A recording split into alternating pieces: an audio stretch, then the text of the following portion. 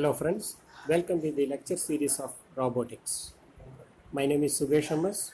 In this lecture, we will be discussing the forward kinematics. Kinematics. Kinematics is a branch of mathematics that studies the motion of a body or a system of bodies with respect to fixed reference coordinate system.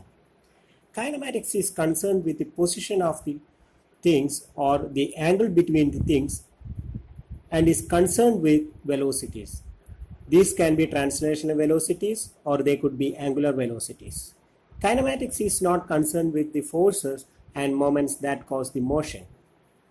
That's the business of dynamics. So in robot kinematics, people study the mechanism of or try to understand how the motion of end effector with respect to the base or to a fixed reference coordinate system. Or we can say kinematics is also the study of the motion of a various components of complex mechanisms. In robotics, we consider two kinematic problems. First one, in what we discuss in this particular lecture, is what's called the forward kinematic problem. And that is given the robot joint angles. What's the pose? I mean position and orientation of robot's end effector or tooltip. The second problem is called the inverse kinematics. And we are going to discuss in the next lecture. Given that I know the position and orientation of the end effector, the problem is to determine what are the joint angles required in order to achieve that.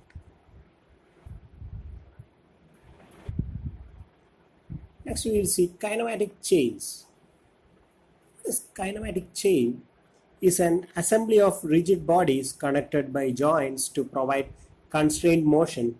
That is the mathematical model for a mechanical system. Joints can be either revolute, prismatic or more complex joints. Here it's ball joint. Mechanics of manipulator can be represented as a kinematic chain of rigid bodies or links connected by revolute or prismatic joints. One end of the chain is constrained to a base while the end effector is mounted to the other end of the chain. That means the kinematic chain starts from the base and ends at its end effector. The resulting motion is obtained by composition of elementary motion of each link with respect to the previous one. And a robot with n joints will have n plus 1 links, with each joint connects two links. We number the joints from 1 to n and we number the links from 0 to n starting at the base. We can think of link 0 as the fixed base of the robot that never moves. So here you can see from the base the numbering starts from link 0 and the first joint is numbered as joint 1 and so on. So the location of I is fixed with respect to the previous link, that means I minus 1. So with the ith joint we describe a joint variable qi, which is an angular rotation if a revolute joint or a linear displacement if a prismatic joint. So that is being given as qi equal to theta I for revolute and di for prismatic. So each link has a coordinate frame attached to it. That means here for each link or joint will be attached with the excuse me attached with a frame. Here if for the ith link it's OI, XI, YI, ZI. This means that whatever robot motions occur, the coordinates of every point on link I are constant when expressed in ith coordinate frame.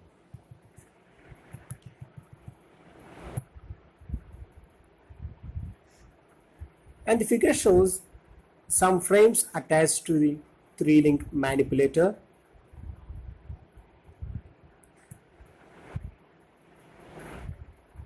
We need to set up a coordinate frame for every joint of the robot. We can establish a set of transformations that we take us from one joint frame to the next. If we combine all these joints, transformation from 0 to frame n, we can define the entire robot transformation matrix. All joints are represented by a z-axis. If we have revolute joint, we rotate about the z-axis. If we have a prismatic joint, we translate along z-axis. See, here you can see these. For each joint we have attached a reference frame. For the base, it's x0, y0 and z0, and for the joint 1 is z1, x1, y1, for joint 2 and so on, and for the end effector it's x3, y3 and z3.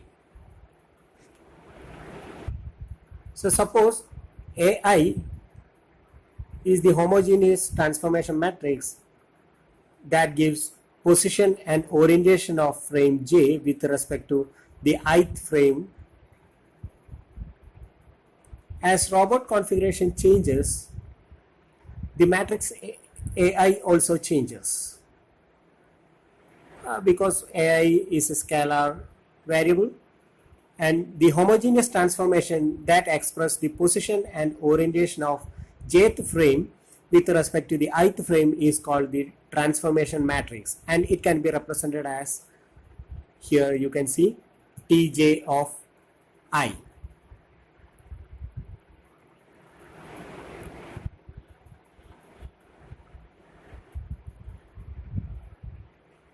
If the position and orientation of the end effector with respect to the inertia frame are O, and frame with respect to 0th frame, and the orientation R of the nth frame with respect to 0th frame are O n naught and R n naught, then the position and orientation of the end effector in inertia frame are given by homogeneous transformation. See, Tn naught, which is equal to the multiplication of each joint transformation matrix, homogeneous transformation matrix, A1, A2, etc., An, Qn, right? And in matrix form, we can represent as matrix Rn, On, 0, 1 with Aiq equal to Ro, 0, 1, or which implies Tj, the jth frame, transformation matrix of jth frame with respect to the ith frame can be written as Ai plus 1 into Ai plus 2, etc., Aj, with Rji equal to this and Oji equal to this. So that's all about the kinematic chains. So please remember, in kinematic chain, the numbering of the links from we do from 0 to n, and joints from 1 to n, and if joint I is actuated, the frame or the link I plus 1 moves, right? Please do remember all these things. So let us move on to the forward kinematics. Forward kinematics refers to the process of obtaining position and velocity of end effector given the non-joint angles and angular velocities, as we discussed in the previous slide. So for example, if shoulder and elbow joint angles are given for arm in a longitudinal plane or sagittal plane, the goal is to find the Cartesian coordinate of wrist. For simple robots having two links, it is easy to find the position of the end effector with simple trigonometry. But for some more complex robots having more number of joints, this is quite difficult. So nowadays, all the robotic engineers follow a systematic method called the Danawitt and Hartenberg convention or method, DH method, for solving forward kinematic problem. The Danawitt and Hartenberg notation is particularly applicable for serial link manipulators. Excuse me. Why DH notation? Its aim is to find the homogeneous transformation H relating the tool frame to the fixed base frame. So in this animation you can see as the links moves, the position and orientation of the end frame also moves. So we need to find if we change the each joint by some angle, what will be the position of the end effector? That can be calculated easily by this DH method. So it's a very simple way of modeling robot links and joints that can be used for any kind of robot configuration. And this technique has become the standard way of representing robots and modeling their motions. So now let us discuss the techniques of DH or techniques proposed by the Danawitt and Hartenberg. So in DH technique, each joint is assigned with a reference frame, especially x-axis and z-axis are more of importance, and the DH representation does not use the y-axis at all.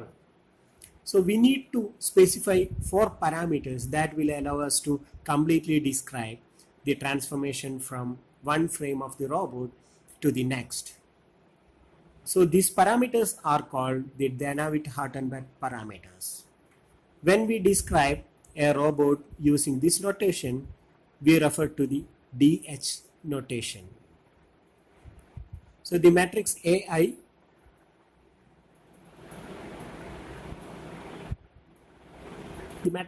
representing the 4 movements is found by rotation of theta about current z-axis and then translation of d along the current z-axis and then translation of a along current x-axis and then rotation of alpha, rotation by an amount alpha about current x-axis. So the transformation matrix AI is given by the multiplication of these 4 processes: rotation of z-axis by an angle theta I into translation matrix of z-axis by dA distance, and which is multiplied by the translational matrix of x-axis by a distance AI, and then multiplied by the rotation matrix about x-axis by an angle alpha I.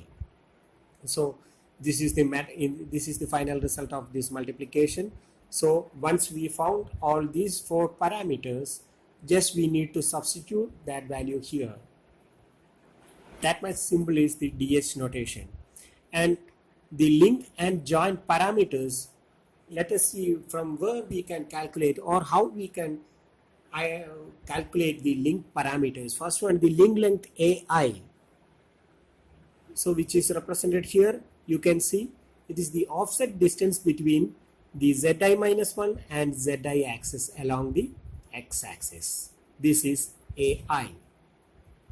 So link offset excuse me, link offset DI, the distance from the origin of frame I minus 1 to the XI axis along the Z I minus 1 axis. So this is the distance DI. And the link twist alpha, the angle from zi minus 1 axis to the zi axis about xi. That means the orientation difference between zi and zi minus 1 axis. And the fourth parameter is the joint angle theta I. The angle between xi minus 1 and xi axis measured about zi minus 1 axis. This is theta I. So the four parameters are ai the link length, alpha I the link twist, that means the twist provided about this xi axis, di the link offset, and the theta I the joint angle, that means the orientation of xi with respect to xi minus 1, which is measured about this zi minus 1 axis. The matrix ai is a function of only a single variable qi. It turns out that 3 of the above 4 quantities are constant for a given link, while the fourth parameter is the joint variable.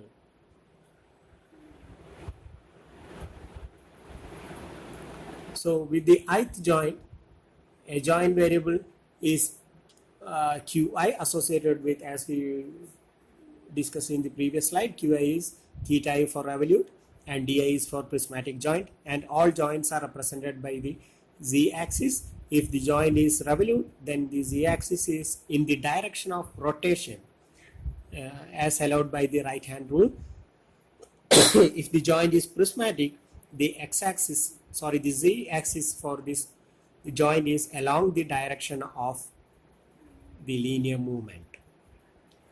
So after combining all transformation from the first joint to the, that means from the base to the next until we get to the last joint, we get the robot's total transformation matrix. That means we need to find the individual transformation matrices for the homogeneous transformation matrices A1, A2, etc. for each joints, and then multiply all together. We will get the transformation matrix Tn naught, the position and orientation of the tool frame. So we can calculate the position and orientation of the tool frame from the T. So here you can see in DH convention or DH method, for any link, any freedom, any robot having any freedom of rotation can be represented using 4 parameters. How it is possible? So for the existence of these 4 parameters, or to get a unique homogeneous transformation matrix using these 4 parameters, there are 2 constraints, or these conditions for the existence of 4 parameters. Suppose there are given 2 frames denoted by frame 0 and 1 respectively. Then there exists a unique homogeneous transformation matrix A that takes the coordinate from frame 1 into those of frame 0 if and only if the axis x1 is perpendicular to the z0 axis and the axis x1 intersects the z0 axis. Then only there will be a unique transformation matrix AI. So the procedure can be applied. So the procedure can be applied to any open kinematic chain. Is the first one, locate and label the joint axis z0 through zn minus 1. So let us consider this elbow joint. So as a first step, here we are discussing the steps summary of the DH convention or DH method. So if we get this elbow manipulator, first of all we need to locate and label the joint axis. So z0 through z3 here, that means zn minus 1, right? And then establish the base frame. Set the origin anywhere on the z0 axis. The x0 and y0 axis are chosen conveniently to form the right hand frame. For I equal to 1, 2, etc. and minus 1, perform the following steps. So here we have attached a base frame which is x0, y0 and z0 here, right? After that, we need to follow the upcoming steps. Locate the origin OI where the column normal to ZI and ZI minus 1 intersects ZI.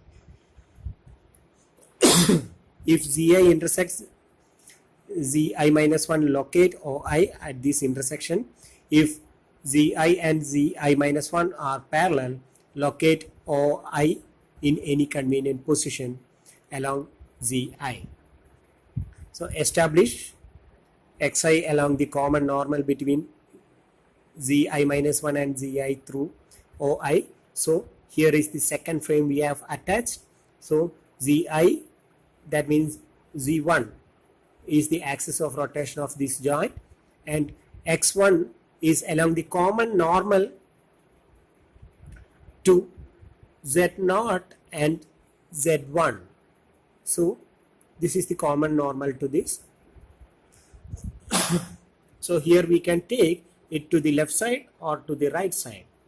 So here I take to the right side, X1.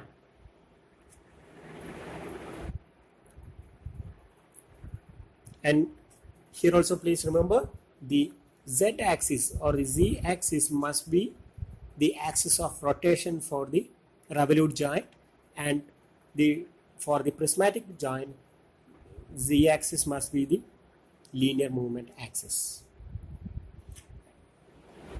And then we need to attach frame to each joint and at the end effector frame. So establish YI to complete a right hand frame. So from this Z and X axis can be can be represented, and to complete the right hand rule or right hand frame, we can give this Y axis. And then the step 6 is to establish the end effector frame. Here it's the third frame, ON, XN, YN, ZN, right? Assuming the end joint is revolute, set Zn equal to A along the direction of Zn minus 1.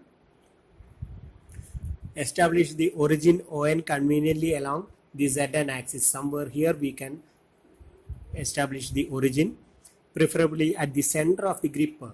So at the end of this, at the center of this end effector will be taken as the center, or at the tip of any tool that the manipulator may be carrying.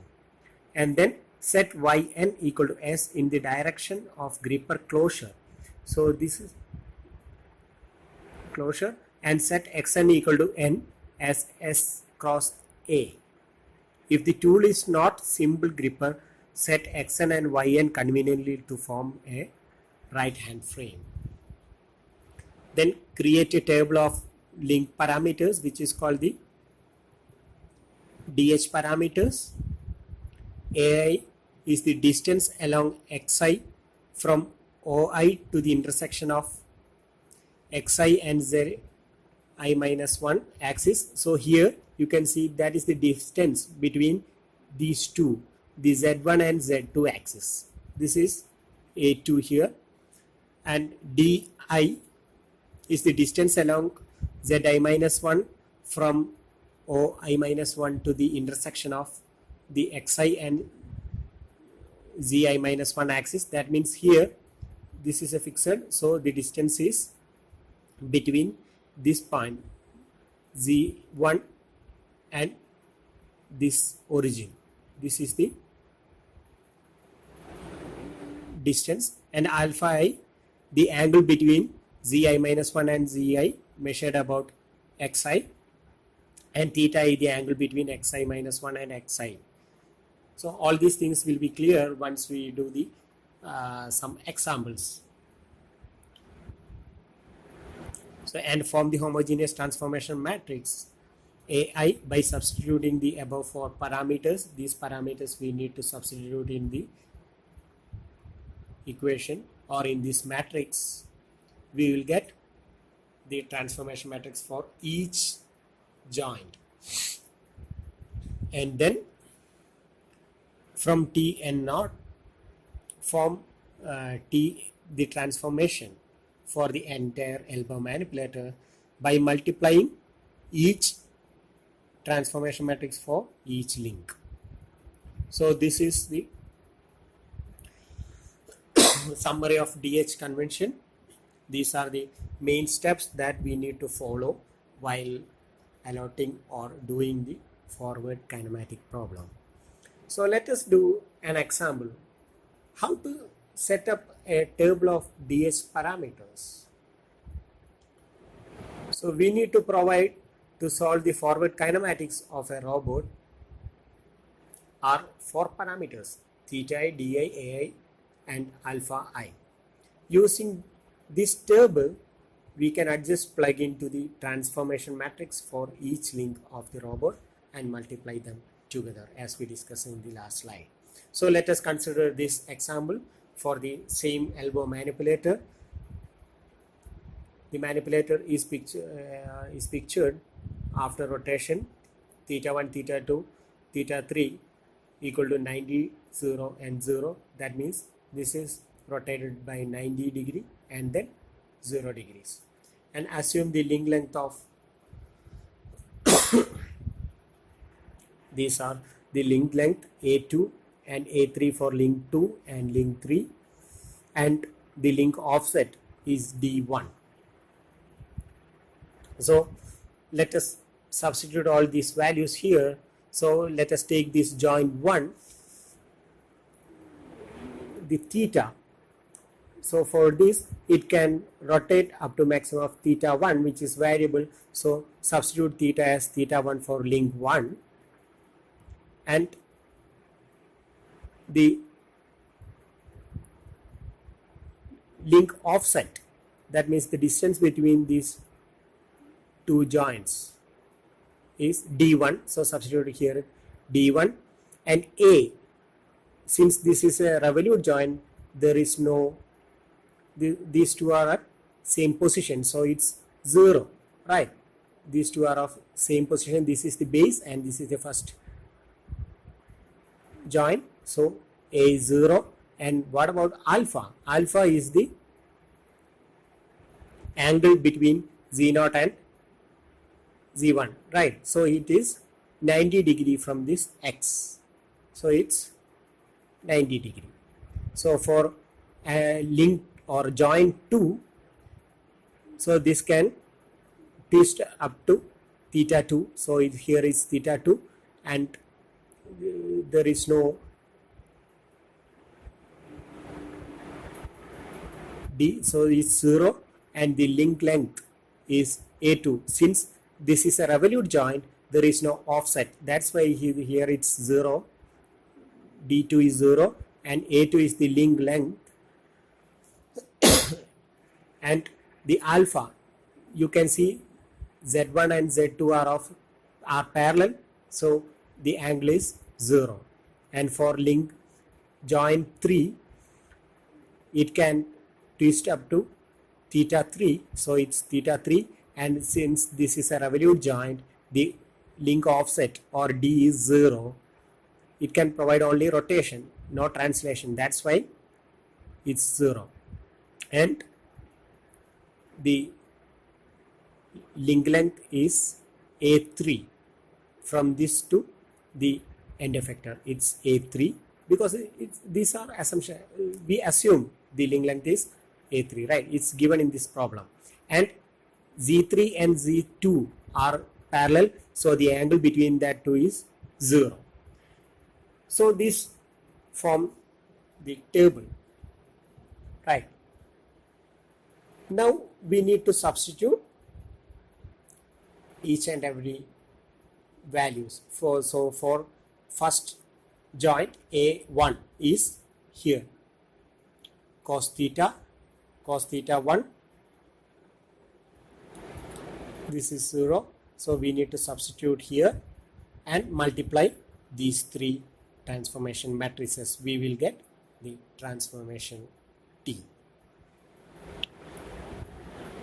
If theta 1, theta 2 and theta 3 are 90, 0, 0, then substitute in T3, we will get the final result as this. So this shows the end effector location as 0, A2 plus A3 and D1.